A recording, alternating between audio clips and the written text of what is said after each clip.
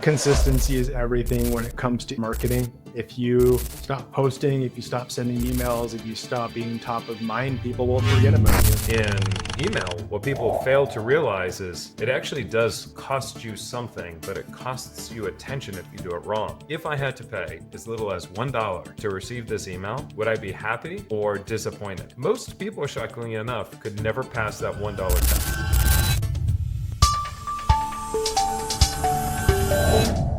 Hey, ladies and gentlemen, welcome to another episode of the Beyond Seven Figures podcast. So, one of the hot topics today is SEO. And a lot of people are telling me that their rankings have dipped down recently. Now, it's no surprise the writing was on the wall with search engines leaning a little bit more towards Gen AI and so forth. We knew that there were going to be some shakeups. A lot of times people are doing SEO, but they're still using a strategy that was built prior to 2020. And a lot of things are outdated. So finding the right SEO strategist and having the right person in your corner doing the right things is making all the difference right now. In fact, few people are actually taking the right steps, which is going to give you an enormous competitive advantage when you do it right. So my guest today is one of those people that will give you that competitive advantage. He owns a newsletter with over 20,000 subscribers called SEO Notebook. He also has a brand new newsletter that he launched, which is really exciting. I'm a member of it and I learn something every week, which is AI Notebook. And then his agency, Notebook Agency, is another one that he's been running now for almost 6 years. It's really cool stuff. Now, I was with this particular gentleman out in Del Mar, California. We were sitting at a table having breakfast together. We just played some intellectual ping pong. And within 5 minutes of this intellectual ping pong, that I realized that this gentleman knows a lot more than the average bear. So I wasted no time to invite him here on today's podcast, because I hope, like I did in my conversation, you too will learn something new from today's topic. So, Steve Toth, welcome to the show, my friend. Thank you for that introduction. I think you're almost rivaling our friend Jason's introductions, who does some fantastic ones. Yeah, pleasure to be here today. Excited to talk with you. We'll give people right off the bat a nice little teaser. We started today's conversation and you were telling me about these AI snippets and a little tip that you picked up on. Why don't we just start there, just to give people an idea, like a lot of the insights that you share that are radically different from common knowledge. Yeah, for sure. So I test stuff on a weekly basis, and those tests are effectively what becomes my content on both SEO and AI-notebook.com. And last week I decided to test if I copied the content from one of these AI answers from a Google search and I added that to an article, would that article potentially rank? And it did. And then I got some further validation from a reader who said that he's been doing this for a while too, and that, this is definitely an interesting strategy and one that can, actually benefit your site. So I can't wait to go even further down this. I have some ideas on how to essentially compile an article based on, multiple searches that are similar, and trying to kind of extract the main themes from these AI overviews and essentially see how, we can leverage that. I don't want to say exploit, but leverage what Google, tells us it likes. And essentially that's been, common theme with SEO in general, try to make your content, similar but better to the other pages that are ranking. But in this case, it's actually looking at how can we make it similar or better to what the Google AI overviews are generating. So I can't wait to go and test this a little bit further now that I have some validation from my own experiments, and then also some notebook readers sharing their thoughts with me too. Now, there's a lot of rumor going around that Google still does not like AI generated content. And then there's the other school of thought that said, well, if they didn't like it, then they would make it so easy for you to write AI. And then I sort of sit right in the middle that says it's not actually how you write the AI, it's actually the quality of the content that you're writing and making sure that is unique. Where do you sit on that spectrum? Yeah, I mean, we're a B2B primarily SEO agency, and most of our clients operate in niches that require subject matter expertise. And if you just ask ChatGPT to write me an article in their niche, it's like, good luck, right? So we have strategies to essentially blend, more authentic information versus what would be generically outputted by, an AI like Gemini or ChatGPT or Claude or whatever. And I think it ultimately comes down to having a human touch on that content. It's like anything in life. If something is too easy, it might work for a short period, but it's not a long-term approach. But when we work with clients, one of the things that we do is we create a subject matter GPT bot that has data such as like survey information, summaries from sales call transcripts, summaries of some of the client's best content. And that aids our content writing and outline process and effectively helps us, layer in that subject matter expertise. And, I think at the end of the day, if a piece of content is going to convert, it can't just be generic. It has to have, that level of value that you'd expect from talking to a salesperson or, product manager at the company or what have you. And we try to replicate that using the bot. Sure. I have like a new and fresh perspective, right? Which does make sense. Now, I know back in prior to 2020, everybody was all about backlinks, backlinks, backlinks, backlinks. And there were a number of different companies that sold backlinks from all different types of authority rankings. And that was the big thing. How important do you weigh backlinks as part of your strategy today? We take a very data-driven approach when answering that question. And it depends, like the classic SEO answer is it depends. And, with backlinks, it's no different. Well, what I will say is if you are a site starting out and you have very little footprint on the web, you don't even have many employees, you don't do podcasts, you don't do social media, no one really knows who you are, it's going to be hard for you to rank because Google doesn't have an idea about who you are. So establishing your footprint and your presence on the web and even what the LLMs understand about you is like table stakes in terms of getting into the race. So backlinks are incredibly important when you're weighing, a new site versus an established site. But when two sites are established, determining the importance of backlinks boils down to like analyzing how much they're going to be needed to win particular topics and keywords, right? So we basically take a very data-driven approach and look at not only the number of links that a site has or a page has, but also what is the relevance of those links? Do those links rank for anything? What are the topics of the pages that are linking to you? And how does that compare to the sites and the pages that are winning in the SERP? So, it depends type of answer, but I do think they're necessary. But, to take a shortcut and just say, I'm going to build, more backlinks than my competitor and therefore I will rank. Unfortunately, it's not that simple. Now, one of the things that I'm not a big fan of is you often see people writing SEO optimized articles.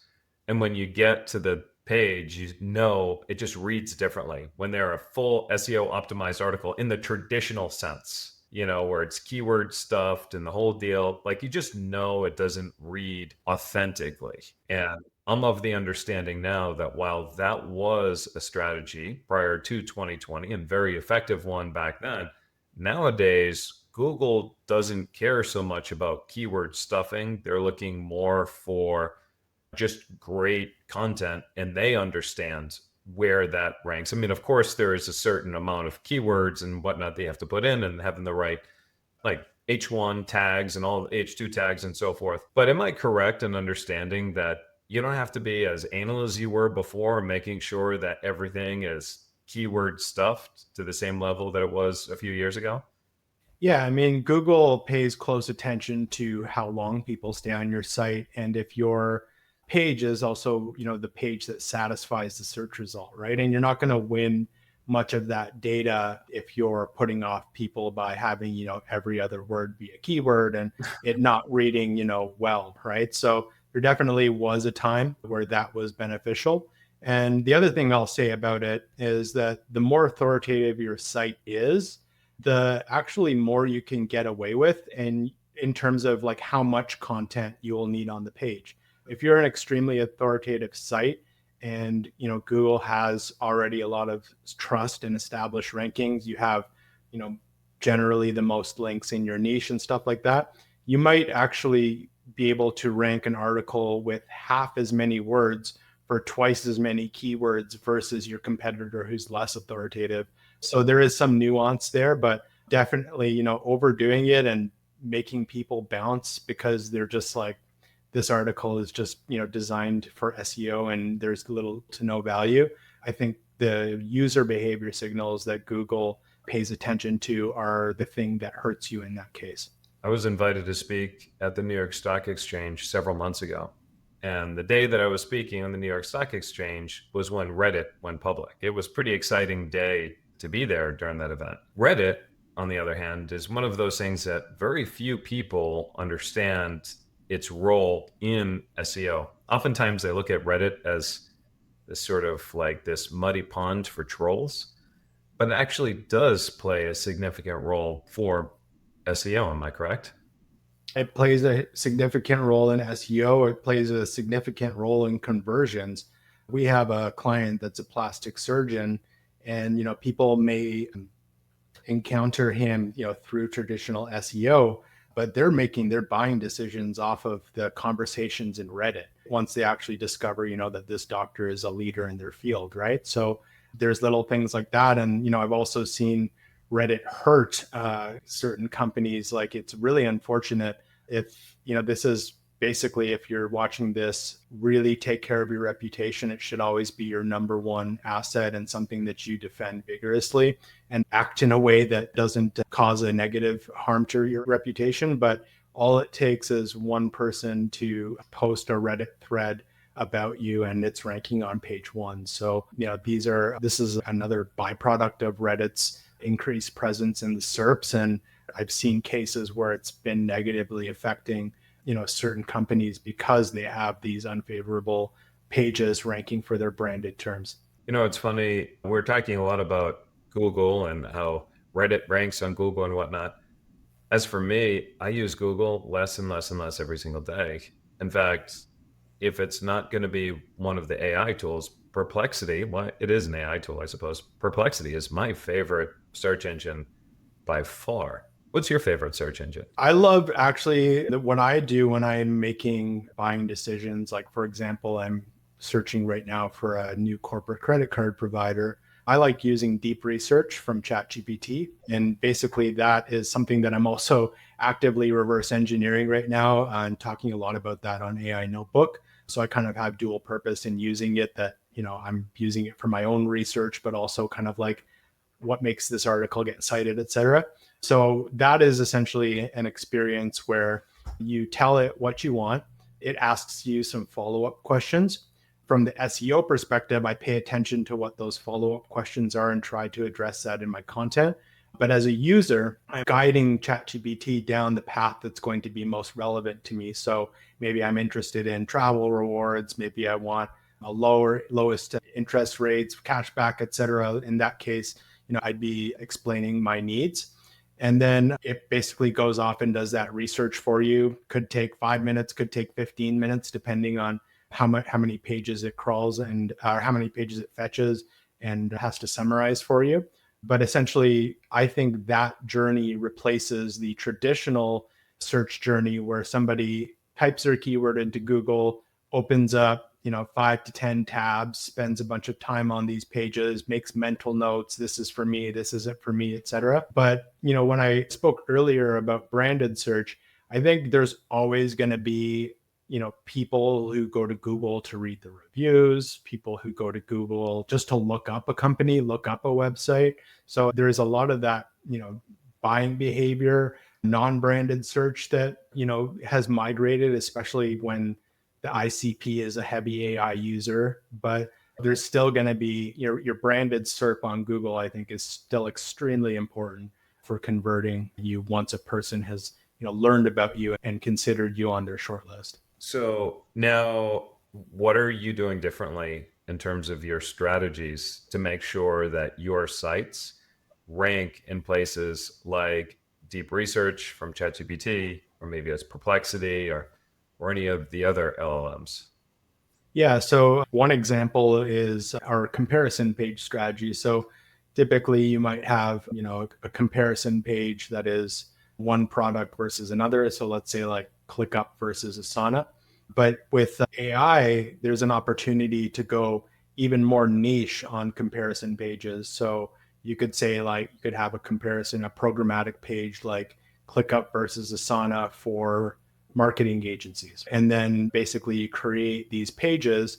And when a user says, I'm looking for a project management software, and by the way, I'm a marketing agency, and yes, I would like to compare different vendors, then you've suddenly got, hyper specific comparison page content that wouldn't make sense to create in, a Google only world because there is no search volume for that. But on AI, it's a different story because the user, actively tells the AI exactly what's important to them.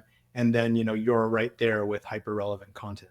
I mean, and the reality is, I know a lot of people hesitate to do that because they're like, no, I don't want my prospect to know who my competitors are, especially if you are another B2B service provider and whatnot. They're like, no, I don't want to do it. But that's like an ostrich sticking its head in the sand, right? Pretending like it doesn't exist. We know our buyers are researchers, and right now they're looking at on average 36 different sources of information before making a buying decision. And that number varies depending on the source that you're looking at. Could be 27, could be 36, and so forth. So they're looking at you and they're looking at all the competition. So you can make their life easier by creating a comparison page like you're talking about. The difference is when you're creating the comparison page is you're citing the buying criteria. Where are your unique advantages that you excel above your competition? Put that all out there and let your buyer make their own decision. For some people, it may end up driving them to another person. If they're very price sensitive and you're more expensive than a competitor, well, so be it. They're not right for you anyway. Well, there's also very much a searcher journey that starts with awareness of your competitor and they have no idea who you are. So actually recently on AI Notebook, I cited an example. I believe ClickUp wrote an article on Notion versus Asana. So they didn't even have their own brand in the title tag, right? It was literally just a review of two totally separate competitors. And then, obviously when the user reads that article, they talk about ClickUp as being an alternative. So there's very much another layer to, it occurs on Google as well. I won't say it's exclusive to AI search, but there's definitely, points of entry into a conversation where your buyer is aware of your competition, but not aware of you. And it's an opportunity for you to jump into that conversation. That's a great one. Let's talk about AI Notebook for a little bit. How's that? Shift gears a little bit. Well, yeah, it's something that I've been testing for the better part of a year since, the ChatGPT has been around and Gemini, Bard has been around and stuff like that. But, more recently, ChatGPT got, connected to the internet via search. And you remember I used to have like these different plugins to do that and all that stuff, but it's effectively becoming more and more mainstream every day, and not just relying on the corpus to give you information, but actively relying on, the live search results to fetch information. So that has opened up lots of doors to perform tests and analysis on what's making sites, popular in these AI search engines. And it was something where I was, unsure about starting a new newsletter. Should I just do it on SEO Notebook? But I got to the point where I was like, you know what? I've got a lot of material, a lot of stuff to say. Never a bad thing to have two properties in the space, and just launched it just 3 weeks ago now, or early April, and having lots of success with it. I think we're close to 2,000 subscribers a few weeks into launch. And that's, a similar trajectory to SEO Notebook in the early days. So just look to continue developing that and basically pouring my heart and soul into that content. And it's all organic, right? So it's not even like you're taking out paid ads to bring those several thousand in. It's all organic. And a lot of that has to do with your ability and SEO and so forth. And people find you when they. Well, yeah, I grew SEO Notebook completely organically. That was really like, I was an in-house employee at FreshBooks in 2019 when I started that newsletter, but I had built a reputation in Facebook groups by just being, a helpful member, answering people's questions, and basically, developing a reputation in this group called SEO Signals Lab. as being, one of the members who contributed a lot. And I did that for 2 years without asking a thing of that community. I just did it because I loved SEO and I loved, conversing with people and helping people. And then, when it was time for me to launch my own thing, and, at that time I had started getting a lot of success at FreshBooks, and, we'd gotten some really good buzz about what we were doing. It gave me some confidence to essentially launch a newsletter. By the time I was ready to launch that, I'd already built up this positive reputation in the Facebook groups and on LinkedIn to a degree. And then I was off to the races within even, before I had established myself as a consultant. I think I hit 1,000 subscribers in the first couple months. And yeah, now 6 years later, almost, we're at 20,000. And you and I, before we press record, we were talking about how consumption drives conversion. And, Absolutely. Even though you went in on, hey, I'm going to do this newsletter because I love it, and we'll see what comes out of it. People consume enough content from you, and you're constantly offering this new and fresh perspective that your readers continuously consume this content. And through the consumption of that content, it creates such a demand where they're going, hey, Steve, well, can you do this for us? Can you help us? Can you do this and that? And has then therefore provided you with, wonderful flow of clients, which is really great. Yeah. I mean, content marketing works. The biggest thing is, being consistent, right? And it's hard to crank that flywheel at the beginning when you're not getting the, hundreds of likes on a post. You're getting, 4 or 5, and it's a good day, right? Like, it can be discouraging to people who are, just starting. But I would say that, building your momentum on social media, especially LinkedIn, for me has been a great tool to just stay top of mind with, tons of people who could potentially hire you. And then obviously email being, such an intimate way, people may give up, a lot of things, but most people's inboxes are sacred, and you can end up in spam filters. But traditionally, it's a very direct way of reaching people. And if they read you and they know that you're sending an email every Tuesday at 9:30, they expect it from you. They'll send you emails if you miss one. And then there's actually one more channel that I've started in the last year, which is like just a one-way WhatsApp group. So I have 900 people in my WhatsApp group, and that way I can just, even just off the cuff, read an article, thought of an idea, wanted to tease my note for the next week, just quickly publish that in my WhatsApp group. And, there I am in the DMs of 900 people. It's another really intimate way to reach people. If you were going to tell our readers something that you've learned about creating a newsletter, because most of our readers, they should have an email database. Some might be small, might be a few hundred. Others might be, larger with several 100,000. But what have you learned after all these years and at this point, millions of emails that have gone through? What are your top 3 tips for creating a newsletter that our listeners should know? Well, for me, 3 emojis in the subject line works. Some people may think it's overkill, but I always start my subject lines trying to tell a story with the emojis. So if it's AI, it's got a robot and a lot of chart increasing emojis and stuff like that. But in all seriousness, your subject line does matter a lot. That's the thing that gets you clicked. Your hook in the email, piquing interest. Now with AI has, suddenly made that, even more of a weapon, especially if you're not a strong writer. I consider myself a relatively strong writer, but I'm not above using AI to strengthen my writing, not at all. So, getting a person with that, intro and that hook to really pique their interest, to get them to read the rest of the email, super, super important. And really just, offering, it's like if you're trying to rank a page on Google and you're the same as everybody else and you're not offering something, interesting, new, differentiating, is being different with your content, right? So at the time that I started SEO Notebook, the idea of a newsletter that just focused on one strategy was a complete blue ocean. Nobody was doing it. Post different strategies and things that they're trying on LinkedIn, Twitter, et cetera. They post, things like that on social media. But the idea of doing that on a newsletter, it just wasn't being done in 2019 when I started SEO Notebook. Since then, there have been a bunch of newsletters that have started and some very good ones as well.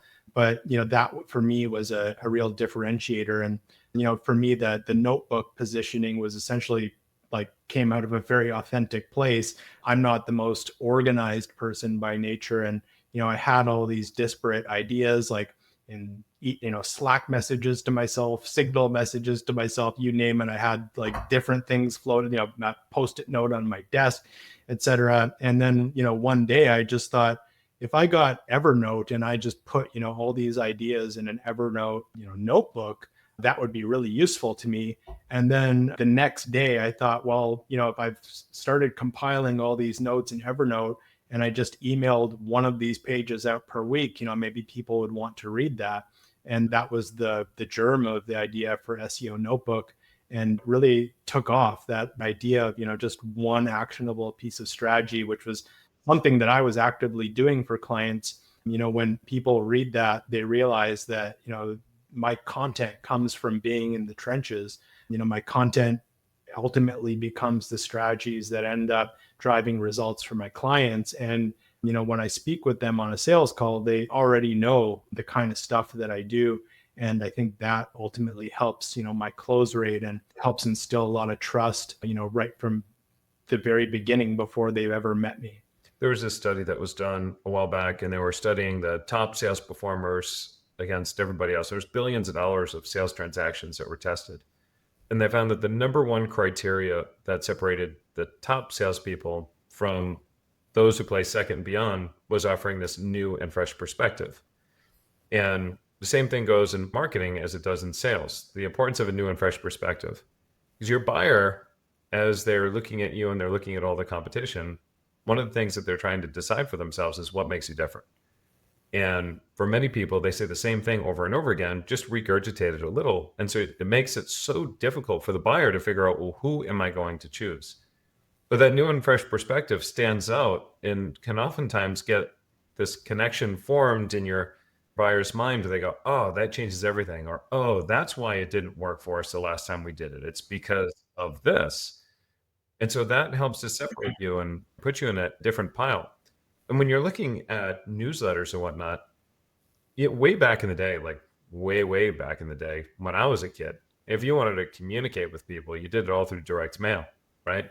And so people put a lot more attention into the direct mail because it costs money to print it, and then you had to put it in an envelope and then stamp it and send it out. So all of that costs money. So people paid a lot more attention to the quality of the content that they put in these letters because it costs money. In email, what people fail to realize is it actually does cost you something, but it costs you attention if you do it wrong. It's like Pavlov's dog. If I get an email from you and it sounds just like everybody else, the first time I might be like, okay, I'll give you the benefit of the doubt. But you do that over and over and over again, and you reinforce this idea that I'm not going to learn anything new or valuable to me in this email. Therefore, I don't bother opening it anymore. I just move it right to spam or delete it. But he has these emails that you get in your inbox that are so good that you always either you put them in a separate folder, or you make sure that you delete everything else except for those emails. And then you spend time going through those emails, and you'll oftentimes, again, save them or refer to them over and over again. And that's sort of like my litmus test when I look at an email. I always say, if I had to pay as little as $1 to receive this email, would I be happy or disappointed? And we're not even talking a massive amount. We're just saying just $1. Most people, shockingly enough, could never pass that $1 test. That's a great heuristic. Yeah. So having that new perspective. Let's talk tools for a second. We'll first talk tools in the SEO, and then we'll talk tools on the AI side. What are your favorite tools or plugins or whatever that might be for SEO? Well, I love Ahrefs. I gotta say, like, I've used them for many, many years. And it's generally the first place that I go when I want to see under the hood of a site that I don't have Google Search Console or Google Analytics access to. So that's my, quick, when I'm, for example, qualifying a lead, that's usually the first place that I go to take a peek and see, if they're getting any traffic, how their authority is, and stuff like that. Beyond that, there's, many other tools that my team uses, probably more than me, such as Search Atlas is a great tool that helps you basically make edits on a website, even if you're not logged in, and just speeds up the ease of implementation. Keyword Insights is a great tool for keyword clustering and effectively, trying to help you make decisions on whether or not to combine keywords onto a page or to make separate pages. Screaming Frog for technical SEO. I also create my own internal tools, which is some of the stuff that, helps us separate us from other agencies and whatnot. There's a bunch of GPTs that I've created, one called Snippet Brain that helps you write featured snippets. We have our own internal version of that tool, and there may be a little plan to create a mass market tool, but I don't want to get too far ahead of myself. But we're actively scoping that right now. But anyway, Snippet Brain has over 10,000 chats in the GPT store. It has, I think, a 4.7 rating. So people are using it. That's at snippetbrain.com. If you're curious, it'll redirect there for now. So that's a key element to some of the work that we do. And that would be, my kind of short list, but I'm also getting pitched tools all the time of SEO Notebook. So there's always something new around the corner. I'll bet. And what about AI? What are your favorite AI tools? Still, I would say for me, like ChatGPT, just because I've created so many bots, as that have become essential parts of our workflow. I created a bot that predicts the next question in a searcher's journey. So you'd essentially give it one question, like, do pugs make good pets? And then it'll spit out questions like, what health problems do pugs have? How many times a day do you have to walk a pug, etc. It tries to predict what those next questions are going to be. And ultimately, that's a great way to target your user and, be there to answer those types of questions along their buyer journey. They'll work for lots of keywords, not just pugs, obviously, but that's, become a essential part of the toolkit. So I would say ChatGPT, but only because I've created lots of tools within ChatGPT that help aid our campaigns. Yeah, there are so many different AI tools that I'm using literally on a daily basis. I had ChatGPT, it could be Claude, especially if I'm writing. I like the output that Claude produces a lot better than ChatGPT. Claude has a really interesting tool that helps you write prompts. So if you're ever stuck not getting the results that you want from some of your prompting, it has a tool that is designed to clarify your prompts and help you get better outputs, regardless of if you're using Claude or not. It works very well for other generative AI platforms if you're not getting the results that you want. And that's the console, right? Yeah, there's a specific prompt builder. I forget what it's called, but if you start a new chat, it gives you the option of selecting that. I use Shift, which is a great productivity tool. If nobody has it, it's basically like all of my most popular websites that I use on a daily basis, all within one browser on a left-hand sidebar. So it's got, your Gmail, your e-signature, your banking, and all that kind of stuff, just so that you're not opening a new tab every time you have to access something that's commonly used. It's very cool. I'm going to check that out. And then, of course, now there's Manus and GenSpark and all these others. Have you tried those out yet? Manus? I have an invitation code to Manus, but I haven't used it yet. There's a lot of like new and shiny object syndrome, I think, in tech people in general, but SEO is not that complicated. And, generally it's like, when you're at a high level, there's rarely like a tool that's going to completely change where you're at. I think the tools can be very helpful for taking you from a beginner to an intermediate, or maybe from an intermediate to an advanced. But once you're advanced, I think, there's never not going to be opportunities to learn and improve. But 90% of the things that if you just do them consistently, you're going to have good results. And, maybe, a tool comes along and it, helps you achieve that extra 1%, that can certainly happen. But also like, creating tools for your specific processes and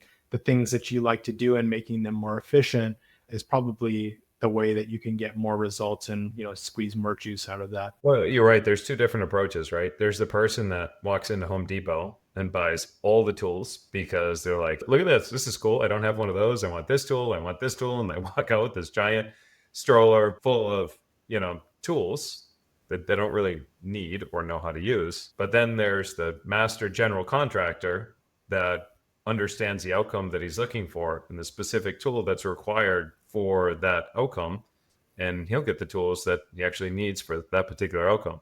So it's going in with intentionality versus being very reactive and like, ooh, that's pretty. Let's buy this one. And ooh, there's another one.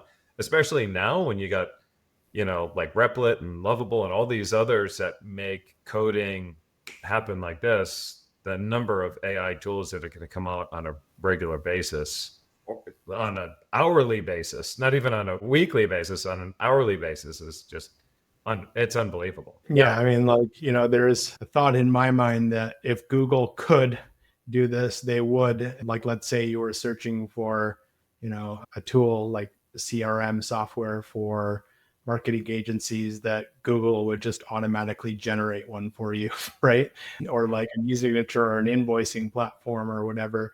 That I don't think we are far off from, being able to just launch something that's completely customized to my needs and has very little upkeep after that. So I think that software is also, potentially on the cusp of being a lot more fragmented than it once was. But there are certain things like compliance measures that companies have to abide by. So it might not be as easy as what I said, but Google actively, like I just saw on Google Docs the other day, they're offering e-signatures right now, right? So there's like a lot of disruption. Yeah, like that was coded with AI by somebody at Google, right? So the speed to uniqueness and larger companies kind of trying to monopolize a lot of those things that were heavier lifts in the past. I think it's starting to happen, and it's only going to accelerate. That's awesome, man. Yeah, I totally get that. So this is a Beyond Seven Figures podcast. I know we're pushing up against the clock, and you've got a call coming up, so I want to respect that. What would you say is your best tip for our listeners right now that want to take their companies beyond 7 figures? Consistency is everything when it comes to inbound marketing. If you stop posting, if you stop sending those emails, if you stop, being top of mind, people will forget about you. That was a piece of advice that I got very early on when creating SEO Notebook. And, I wondered, should I send out emails when I feel like it? Should I do it bi-weekly? What cadence should I what cadence should I choose? And there was a person, I'll never forget it. He DM'd me and said, if you don't send at least weekly, people are going to forget who you are. And I never forgot that. And since that day, 6 years ago, I have published weekly without missing one single week. So, that advice that I took to heart, and it's advice that, has allowed us to have the lead flow to continue to grow year after year. And, as long as I'm trying to do the agency thing or personal branding or, whatever pursuit that I do, consistent content is a cornerstone to being successful. And it's paid off very well for you. It has. Yeah. My mom is proud. Yes. Well, we've covered a lot today. We've talked about SEO, the different changes that happen in SEO, some tips around how to get ranked higher. We talked about tips for writing effective newsletters and some of the things that Steve's learned over the past several years and having tens of thousands of subscribers.